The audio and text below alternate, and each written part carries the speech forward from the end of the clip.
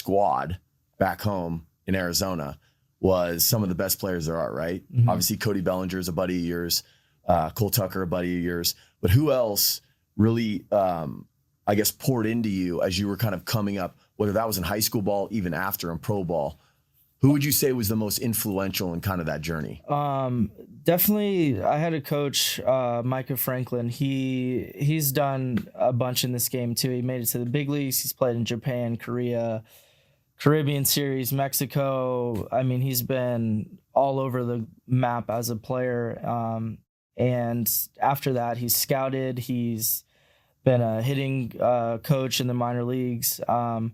But going into my senior season, he ran the D-back scout team, and he really had a huge impact on how we all approach the game. He was preparing us for the grind of the minor leagues and the baseball lifestyle before we even knew it.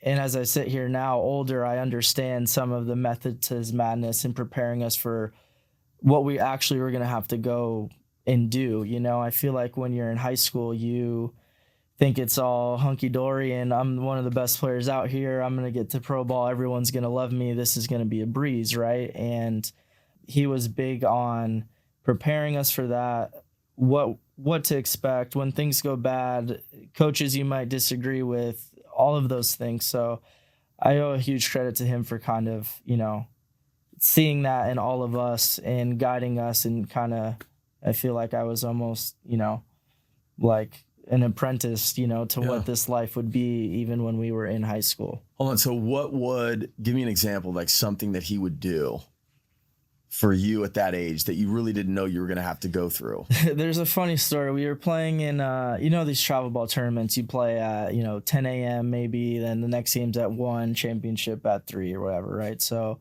we had a doubleheader. It was one of those things like if you win, you play later and you have to wait on the time and whatever. But Micah said, hey, everyone be here by, say, 4 o'clock, right? And we caught wind that we weren't going to play until the 7 o'clock game, but he said be here at 4 o'clock, right? So I was hanging at my friend's house, family's over there, parents, everything, think the game's later. We show up later for the game at 7, and he benched me that day. And he's like, what time did the manager say to be at the yard? Like, well, he said 4, but we're playing. No, none of that, right? Like, and my parents were not happy, right? They just drove 45 minutes to see this game. I've played every game. There's scouts there. There's all these things. And like, in the moment, I was mad about it because you want to play, but you start to realize, okay, you get into pro ball, like there's a meeting at a certain time. You're there. There's no questions asked. Not, oh, hey, I heard this, I heard that, you know?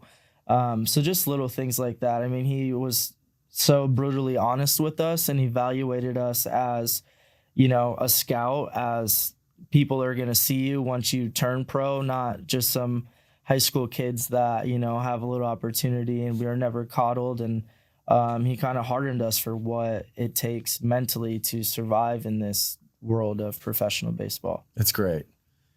In Austin Riley's interview,